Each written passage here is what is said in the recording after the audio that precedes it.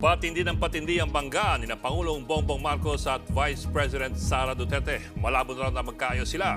Lalo ngayong pinasabi na ang bise sa kanyang bantang ipapatay si PBBM. Pero may paliwanag dyan si VP Sara. At live mula sa Veterans Memorial Medical Center sa Quezon City, nasa frontline na balitang yan si Gio Robles.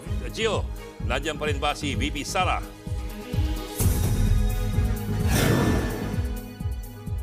Bok, binabantayan natin ngayon kung babalik ba dito o dito magpapalipas ng magdamag si Vice President Sara Duterte. Pero sa ngayon parang touch move sa larong chess ang senaryo na tila gustong linawin muli ni VP Sara Duterte kaugnay sa banta niya kay Pangulong Bongbong Marcos na anya taken out of logical context.